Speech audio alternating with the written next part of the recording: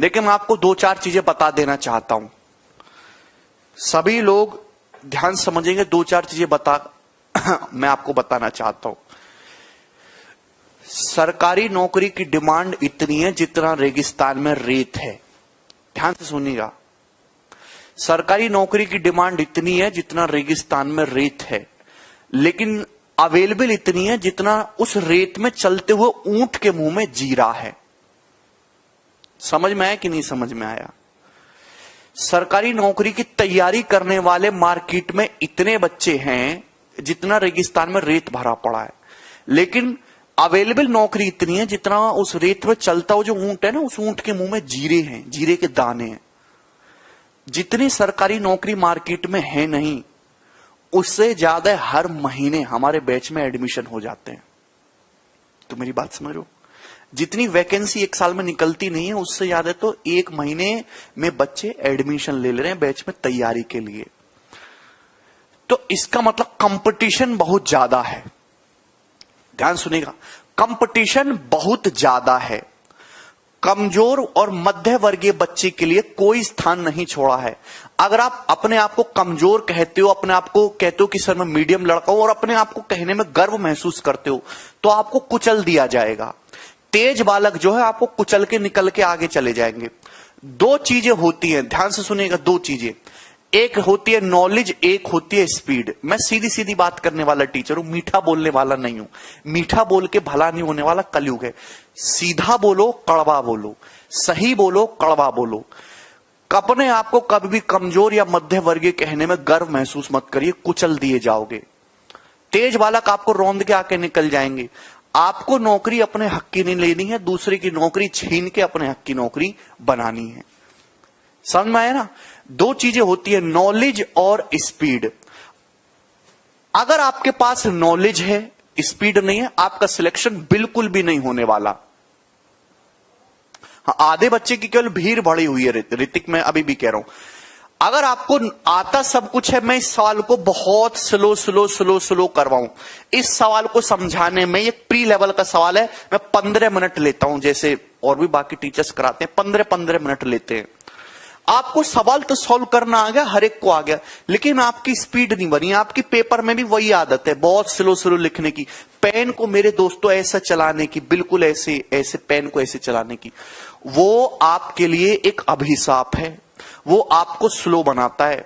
Selection उसी बच्चे का होगा जिसको नॉलेज भी हो और जिसके अंदर स्पीड भी हो। अगर आपके अंदर स्पीड नहीं है, शुरुआत में गलती करोगे, तकलीफ होगी समझने में कि स्टेप कैसे कम हो रहा है, कैसे लिखा जा रहा है, लेकिन वो आपको लिखना सीखना पड़ेगा। दिमाग में दिमाग का यूज ज्यादा करना सीखना पड़ेगा। तो थोड़ा पेन लो, थोड़ा दर्द सहो, लेकिन मेंटली सवालों को सॉल्व करने की आदत डालिए। जितना खेल नॉलेज का, उतना ही खेल स्पीड का है। ध्यान सुनिएगा मेरे दोस्तों, 8 साल पहले के मेंस के सवालों को सॉल्व कर लो, आपको मजाक लगेगा। अभी 2020 में जो सीजीएल प्री का और सीएचएसएल का पेपर हुआ है, उसको सॉल्व करना आपको रोना आ जाएगा। 7-8 साल पहले का मेंस का पेपर सॉल्व करना आपको मजाक लगेगा, लेकिन अभी 2020 के सीजीएल प्री और सीएचएसएल का एक सेट सॉल्व करना आपको रोना आ जाएगा। क्योंकि लेवल बढ़ रहा है, एग्जामिनर जो है वो अपने लेवल को दिन प्रतिदिन बढ़ाता जा रहा है। आपने बचपन में कम पढ़ाई की, या बिल्कुल पढ़ाई नहीं की, या नकल के तरीके से पास हुए, उल्टे सीधे तरीकों से, या भगवान की कृपा से पास हुए, सबको सरकारी नौकरी चाहिए, सब कंपटीशन की दुनिया में आ गए। कोई बालक ऐसा जो बचपन में बहुत मेहनत किया है। देखो, जो बालक 9वीं 10वीं 11वीं 12वीं में अच्छे से पढ़ाई करता है ना, उसके सारे एग्जाम निकलते, उसको ग्रेजुएशन में पढ़ने की जरूरत नहीं पड़ती। जो बालक इन क्लासों में मक्कारी किया है 9वीं 10वीं 11वीं 12वीं में, उसको तकलीफ होती है। कोई बच्चा, ये हर किसी का माइंडसेट अलग अलग होता है।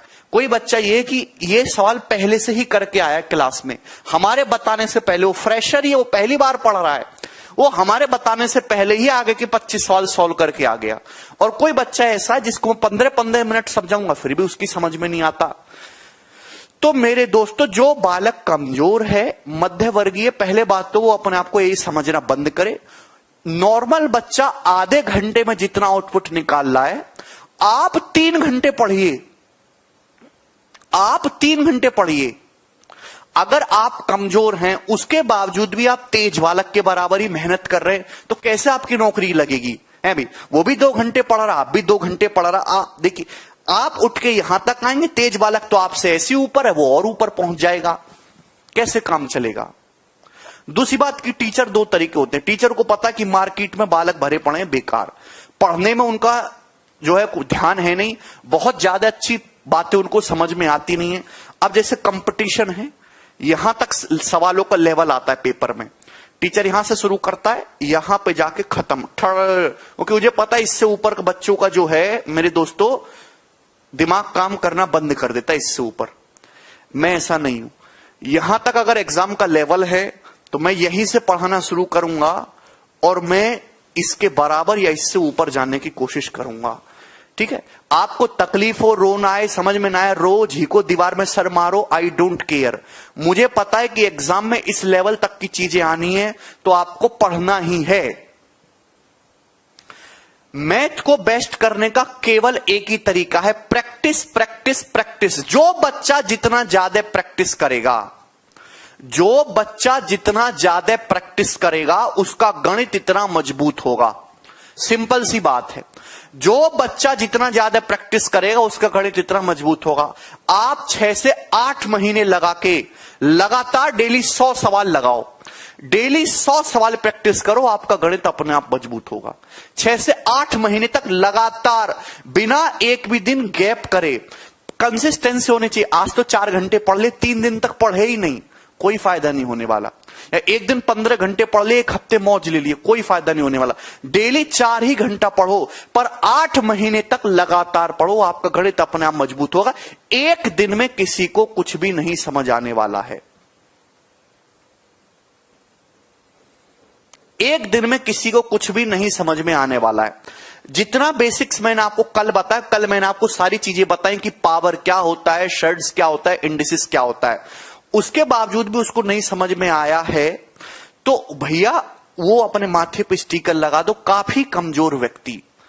अब उसके देखो 2 रास्ते, या तो वो थोड़ा दर्द सहे, 3-4 महीने इंतजार करे। साउथ की फिल्में हम देखते, देखने में बढ़िया लगते हैं, समझ में नहीं आती अच्छी तरीके से तमिल लैंग्वेज में, फिर भी देखते हैं, तो आप उसको फिल्म की तरह देखते रहो। 3-4 महीने बाद जो है आपके दिमाग का लेवल बनेगा, समझ में आना शुरू होगा।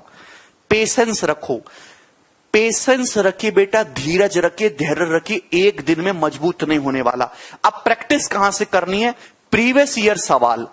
आपको सबसे पहले प्रीवियस ईयर सवाल प्रैक्टिस करना है। 8 से 9 महीने का टाइम लगता है। ये साल 2021 चल रहा बेटा, चीजें बहुत चेंज हो चुकी है। दुनिया अब आपके हिसाब से नहीं चलती, दुनिया जो है एग्जामिनर के हिसाब से चलती है। मेरी बातों को मानो, मैं तुमको बिल्कुल सही सलाह दे रहा हूं। गधे मत बनो, एक सही और अच्छे बालक बनो।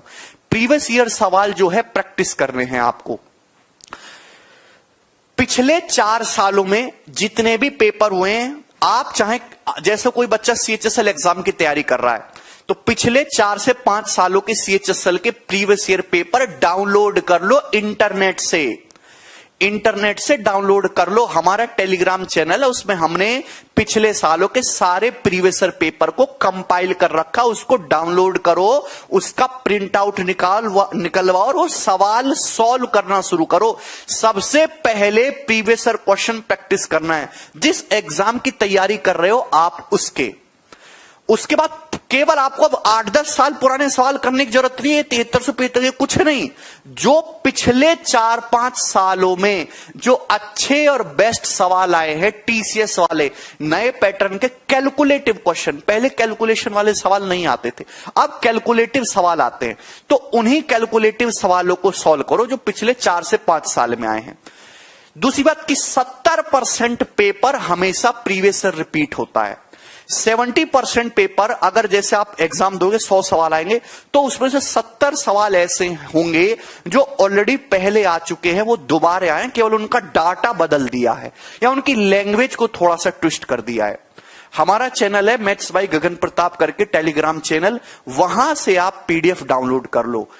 आपको सीएचएसएल के सारे पेपर सॉल्व करने 4 से 5 सालों के, आपको सीपीओ के सारे पेपर सॉल्व करने हैं, आपको सीजीएल प्री के सारे पेपर सॉल्व करने हैं, आपको सीजीएल मेंस के सारे पेपर सॉल्व करने हैं, आपको सीडीएस के सारे पेपर सॉल्व करने हैं।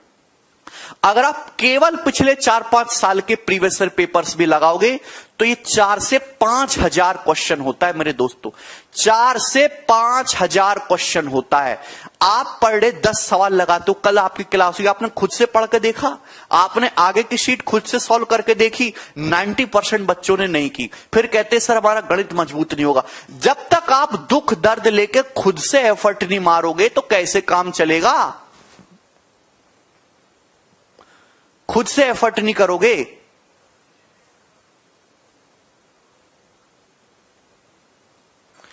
टॉपिक वाइज पढ़िए बेटा, टॉपिक वाइज। जरूरी नहीं कि टॉपिक को सॉल्व करने के लिए आपका कोर्स कंप्लीट हो बेटा, पहले से करना सीखो। ये सब चीजें क्या तुमने बचपन में पढ़ी नहीं है? बचपन में क्या तुमने घास खाई है? ये सब चीजें, ये सारे आपने क्या 9th 10th 11th 12th में पढ़ा नहीं है? सब कुछ पढ़ा है। जो भी आप सीख रहे हो, मैं यहां पे सिखाऊंगा, ऑलरेडी आप पढ़ के आए हो। आप दिन में आप 10 सवाल भी सॉल्व नहीं करते, कहते सर मैं गणित में बहुत कमजोर हूं, क्या करूं? अरे बेटा तो मैं यही जवाब दूंगा ना कि डेली अगर तुम कमजोर हो, डेली 100 सवाल लगाओ, डेली 100 क्वेश्चन प्रैक्टिस करो और 7-8 महीने तक लगातार प्रैक्टिस करो, अपने आप मजबूत होंगे। सबसे बढ़िया कि 2017 से लगाना शुरू करो, जब से टीसीएस आई है। 2017, 2018, 2019, 2020, पिछले 4 सालों के लगाओ। जिस बच्चे को समझ नहीं आया है तो बेटा उसका गणित काफी कमजोर है, एक दिन में समझ आना नहीं शुरू होगा। उसकी वजह से मैं अपनी स्पीड को आधा का आधा नहीं कर सकता। जो बिल्कुल खत्म बालक है, 3-4 महीने बाद उनको आना शुरू होगा। एक ट्यूनिंग बनती है, एक ट्यूनिंग बनती है मेरे दोस्त। 3-4 महीने तक ऐसे देखते रहो गधों की तरह, एक दिन आपका दिमाग में थोड़ी नसें खुलेंगी और आपको फटाक से उठोगे तो समझ में आना शुरू होगा। समय लगता है चीजों में। तेज बालक है वो हमारे लिखने से पहले समझ जाएगा कि मैं क्या लिखना चाह रहा हूं। आपको मैंने जो सलाह दी कि आपकी समझ में आई। दूसरी बात, पेशेंस रखिए, पेशेंस, धीरज रखिए। एक दिन में नहीं होने वाला कुछ भी।